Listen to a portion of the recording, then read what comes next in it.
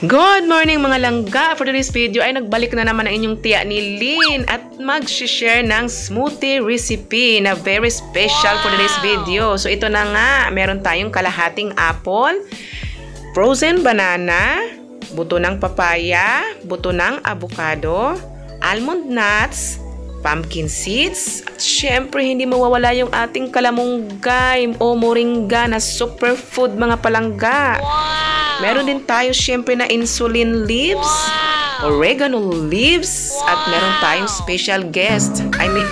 Meron tayong special ingredients na bihira lang natin ihahalo sa ating smoothie. Binigay lang sa atin itong mga palangga, pansit-pansitan o sinaw-sinaw sa Bisaya.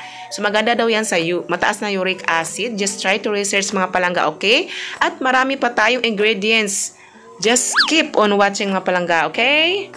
Kumusta mga langga? Anyway, I'm Miss Jenny Lynn and just call me na Lynn for short kasi naman life is too short mga langga, kaya naman just be happy and be thankful every day. So ito na nga mga palangga. So nagugas na tayo ng kamay niyan. So ilagay na natin ang ating frozen banana at ang ating kalahating apple. Yung mga buto ng papaya, buto ng avocado. Ang ating green leaves,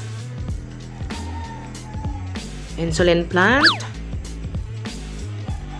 insulin plant, baka insulin leaves, oregano leaves, kalamunggay o moringa leaves, okay, yummy!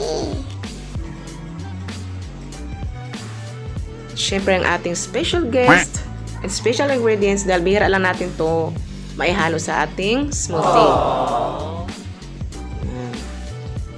At ang ating nuts, almond nuts at pumpkin seeds.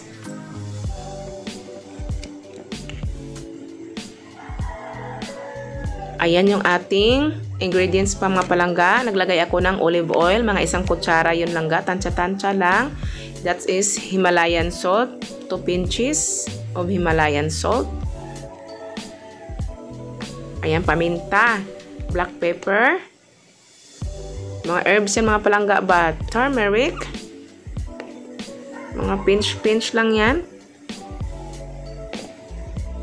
cayenne pepper, yan ay cinnamon, yan, at saka tayo magdagdag ng water, tubig ba, mga tubig, Diyos ko, arte ba, tawat-tawat ka pa. Tubig ra na, oy. So, disclaimer ng mga palangga, kung may mga malubha kayong karamdaman, ay mapacheck up agad kayo sa inyong mga doktor, mga palangga. So, ako naman ay naniniwala talaga sa pagkain ng healthy na bigay ni Lord, ay nakakatulong talaga sa ating good health, mga palangga. Lalo na kay mother, dahil matanda na si mother. Ay, grabe mga palangga talaga. Matagal na kami nag-i-smoothie. Based on my experience mga palangga, ang laking tulong ito talaga sa good health namin. Sobrang laking tulong. So, thank you Lord talaga. So, ito na nga natapos na yung tialinin sa pagbe-blender. At inilipat ko na yung kay mother sa baso. At sa akin naman yung nasa tumbler. Kasi, total nakakanguya-nguya naman ako. Kung walang ngipin mga palangga, kailangan nyo talaga ng blender mga palangga. Kung mayroon naman kayong ngipin, ay hindi na kailangan kung ano talaga dahil medyo mahal ang blender. Pero may mga mura namang blender mga palangga. Yun nga lang, hindi natin matibay. So, itong blender na to talagang matibay siya mga palangga. Worth it talaga. Ilang taon na to sa akin.